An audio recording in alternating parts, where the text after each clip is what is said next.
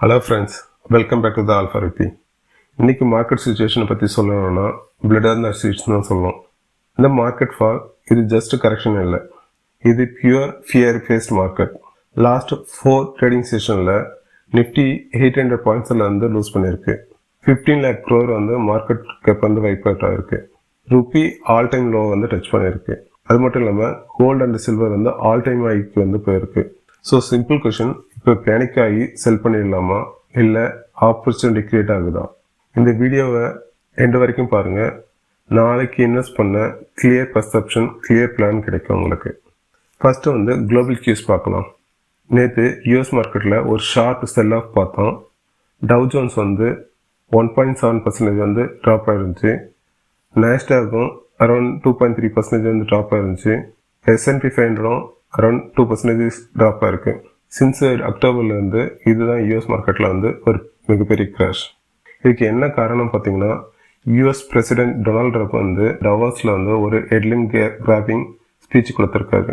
அதில் என்ன சொல்லியிருக்காருன்னா, கிரீன்லாண்டை அக்வயர் பண்ண நெகோசியேஷனை ஸ்பீடப் பண்ணணும்னு சொல்லியிருக்காரு. அது மட்டும் இல்லாமல் யூரோப்போடைய ட்ரேட் பாலிசியை நாட் இன் த ரைட் டைரக்ஷன்ட்டு கமெண்ட் பண்ணியிருக்காரு. இந்த டேரிஃப் த்ரெட்ஸ் காரணமாக யூஎஸ் மார்க்கெட்டில் ஒரு செல் அமெரிக்கா ட்ரேட ஆரம்பிச்சிருக்காங்க. இதனால தான் நேற்று வந்து யூஎஸ் மார்க்கெட்டில் வந்து அவ்வளோ பெரிய செல் ஆஃப் வந்து நடந்திருக்கு. இந்த பயத்தில் தான் இன்வெஸ்டர் வந்து கோல்டு அண்ட் சில்வர் பக்கம் ஓடுறாங்க. கோல்டு ப்ரைஸ் வந்து $4,832 கிராஸ் பண்ணிடுச்சு. சில்வர் வந்து ரெக்கார்ட் ஆகல, ஒரு அவுன்ஸ் வந்து $94 வந்து ட்ரேட் ஆகிட்டு இருக்கு. இதனால இந்தியாவுக்கு என்ன இம்பேக்ட்னு பார்த்தீங்கன்னா, யூஎஸோடைய 10-year பாண்ட் ஹீல்ட்ஸ் வந்து 4.29% ஸ்டக் ஆகிருக்கு. ருப்பி இன்னும் வீக் ஆகி 91.72 ரெக்கார்ட் லோவை வந்து டச் பண்ணியிருக்கு. எஸ்டர்டே வந்து ருப்பி வந்து 91.98 இருந்துச்சு. லாஸ்ட் 5 செஷனில் 1.5% வந்து சரிஞ்சிருக்கு. இது யாருக்கு பெனிஃபிட்ஸ்னு பார்த்தீங்கன்னா, எக்ஸ்போர்ட் பிஸ்னஸ் பண்ணுறவங்களுக்கு இது ஒரு பெனிஃபிட்டாக இருக்கும். அது மட்டும் இல்லாமல் ஐடி அண்ட் கமாடிட்டி கம்பெனிஸ்க்கு இது ஒரு பெரிய சப்போர்ட்டாக இருக்கும். ஓகே, நெக்ஸ்ட் வந்து டொமஸ்டிக் மார்க்கெட்டுக்கு வருவோம். நிஃப்டி வந்து 25,200 ஒரு குரூஷியல் லெவலில் பிரேக் பண்ணி 25,158 க்ளோஸ் ஆயிருக்கு. இன்னைக்கு இன்டர்டேல வந்து நிஃப்டி வந்து 24,900 லோ வந்து டச் பண்ணிட்டு வந்து செகண்ட் ஹாஃப்ல வந்து ரெக்கவர் ஆயிருக்கு. நெக்ஸ்ட் வந்து சென்செக்ஸ் பார்த்தீங்கன்னா 270 பாயிண்ட்ஸ் வந்து குறைஞ்சி 81,910 வந்து க்ளோஸ் ஆகியிருக்கு. இன்னைக்கு வந்து மேஜர் இம்பேக்ட்னு பார்த்தீங்கன்னா, mid cap and small cap இண்டெக்ஸோட தான் ஆல்மோஸ்ட் 2% வந்து கிராஷ் ஆகிருக்கு. இது என்னத்தை வந்து ஹைலைட் பண்ணுதுன்னா, retail panic plus stop loss வந்து ஹண்டிங்கில் இருக்குது. நெக்ஸ்ட் வந்து இந்தியா விக்ஸ் பார்த்தீங்கன்னா 8% மேலே போய் 13th லெவலில் ரீச் பண்ணியிருக்கு. அதாவது மார்க்கெட்டில் இப்போ வந்து பேனிக் தான் ரூல் பண்ணிகிட்டு இருக்கு. நெக்ஸ்ட் வந்து எஃப்ஐஎஸ் டிஐஎஸ் டேட்டா வந்திருக்கு. மார்க்கெட்டு ஏன் இன்னும் கேள்வி எழுதுன்னு கேட்டிங்கன்னா, சிம்பிள் ஆன்சர் எல்லாரும் சொன்னாங்கன்னா எஃப்ஐஎஸ் செல் பண்ணுறாங்க. எஃப்ஐஎஸ் தொடர்ந்து 11 நாளாக செல் பண்ணிட்டு தான் இருக்காங்க. இன்றைக்கும் 1,777 கோடிக்கு வந்து செல் பண்ணியிருக்காங்க. நேற்றை விட பார்த்தா இது கம்மியாக தான் இன்றைக்கி செல் பண்ணியிருக்காங்க. எஃப்ஐஐ ஃபியூச்சர் சார்ட்ஸ் எக்ஸ்ட்ரீமாக 91% இருக்குது. அதே சமயம் டிஐஎஸ் வந்து 4,520 கோடிக்கு வந்து வாங்கியிருக்காங்க. ஓவரால் நெட் பொசிஷன் பார்த்தீங்கன்னா 2,732 கோடி பையில் முடிஞ்சிருக்கு. நெக்ஸ்ட் வந்து 2 பிஸ்னஸ்க்கு அப்டேட் வந்திருக்கு. ஃபர்ஸ்ட் வந்து லோதா டெவலப்பர்ஸ் வந்து மும்பை கிட்ட டேட்டா சென்டருக்கான massive 1.3 lakh crore investment plan பண்ணி ரியல் எஸ்டேட்டில் கான்ஃபிடென்ஸாக பூஸ்ட் பண்ணியிருக்காங்க. நெக்ஸ்ட் வந்து HCL டெக்கில் இருந்து ஒரு பிஸ்னஸ் அப்டேட் வந்திருக்கு.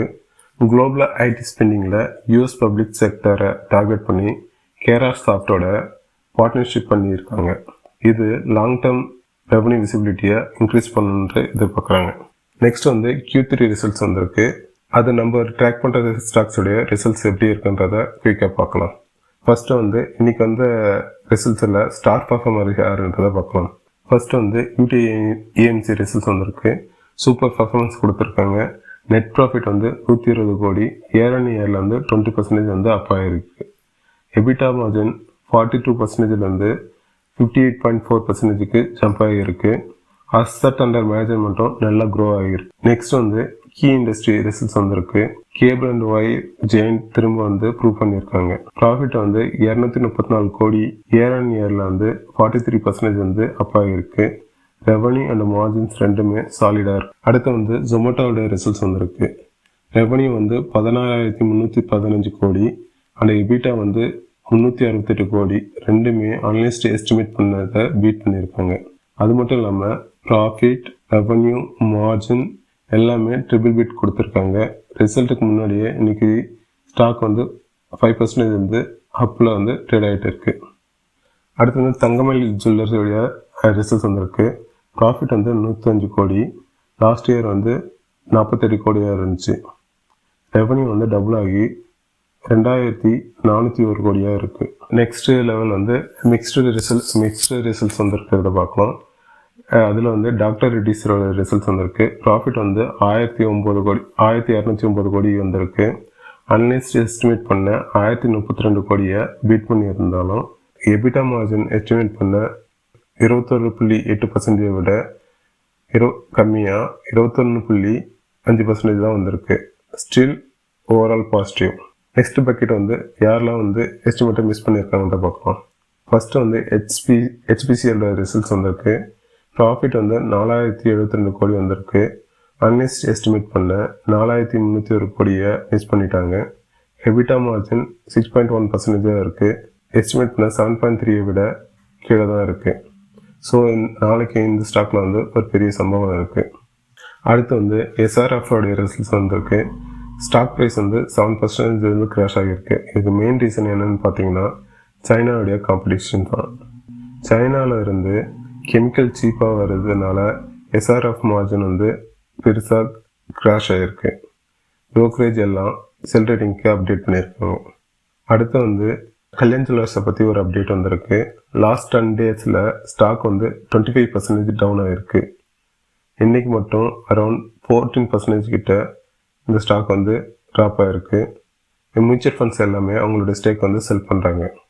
அது மட்டும் இல்லாமல் ப்ரொமோட்டர் பிளட்ஜிங்கும் அதிகமாக இருக்குது. இப்போது நல்ல கரெக்ஷனில் போயிட்டு இருக்குது. அவசரப்பட்டு நியூ என்ட்ரிஸ் இருக்காதீங்க, வெயிட் பண்ணுங்கள். ஆல்ரெடி ஸ்டாக் வச்சுருந்தாலும் ஹோல்ட் பண்ணுங்கள். இது கோல்ட் ரிலேட்டட் ஸ்டாக்ஸ், அவசரப்பட்டு எக்ஸிட் பண்ணுறாதீங்க. நெக்ஸ்ட் வந்து நாளைக்கான டெக்னிக்கல் லெவல்ஸை பார்க்கலாம். நிஃப்டி அவுட்லுக் பார்த்தீங்கன்னா 25,200 லெவலில் பிரேக் பண்ணி 25,152 வந்து க்ளோஸ் ஆகிருக்கு. 200 மூவிங் ஆவரேஜான 25,114 இஸ் த குரூஷியல் சப்போர்ட் லெவலாக ஆக்ட் ஆகுது. இன்ட்ராடேயில் பிரேக் ஆனாலும் க்ளோசிங் பேசிஸில் ஹோல்ட் பண்ணியிருக்காங்க. ஸோ இப்போ என்ன ஸ்ட்ராட்டஜினா மார்க்கெட் இஸ் ஓவர்சோல். பிசிஆர் வந்து 0.7% இருக்குது. நிஃப்டியோடைய 25,000 to 25,100 ஜோனில் வந்து ஒரு பவுன்ஸ் பேக் வர்றதுக்கு ஹை சான்சஸ் இருக்குது. அது மட்டும் இல்லாமல் எஃப்ஐ இண்டெக்ஸ் ஸ்டார்ட்ஸ் வந்து 91% இருக்குது. ஈவன் ஸ்மால் பாசிட்டிவ் நியூஸ் வந்து 200 to 300 பாயிண்ட்ஸ் ஷார்ட் கவரிங் ரேலிக்கு வந்து சான்சஸ் அதிகமாக இருக்குது. அது மட்டும் இல்லாமல் ஒரு நியூஸ் வந்திருக்கு. பிரசிடென்ட் ட்ரம்ப் வந்து மணி கண்ட்ரோலில் சொல்லியிருக்காரு, I have a great respect for Indian prime minister. PM Modi is fantastic man, a friend of mine. We are going to have a good deal with India. இப்படியே சொல்லி தான் tariff increase பண்ணார். But இந்த news வந்து நாளைக்கு நம்ம market வந்து boost பண்ணதுக்கு ஹெல்ப் பண்ணணும்னு நினைக்கிறேன். லெட்ஸ் சே நிஃப்டியோட ரெசிஸ்டன்ஸ் பார்த்தீங்கன்னா 25,300 to 25,400 வந்து ரெசிஸ்டன்ஸ் ஆக்ட் ஆகுது. இந்த ஜோனில் வந்து ஸ்ட்ராங் சப்ளை இருக்குது. ஸோ ரேலிஸை வந்து சேஸ் பண்ணாதீங்க. இப்போ இன்வெஸ்ட்மெண்ட் ஸ்ட்ராட்டஜி என்னன்னு பார்த்தீங்கன்னா ஃபேஸ் டு மணியில் வந்து டெப்ளை பண்ணலாம். இருக்கிற கேஷில் வந்து 25% மட்டும் ஹை குவாலிட்டி ஸ்டாக்ஸில் வந்து டெப்ளை பண்ணுங்க. ஓகே ஃப்ரெண்ட்ஸ், இப்போ நம்ம எண்ட் ஆஃப் த வீடியோக்கு வந்துட்டோம். மார்க்கெட் வாலட்டிலிட்டியை பார்த்து பயப்படாதீங்க. ஹெச்இயில் ஒவ்வொரு டீப் கரெக்ஷனும் ஒரு பையிங் ஆப்பர்ச்சுனிட்டியில் தான் முடிஞ்சிருக்கு.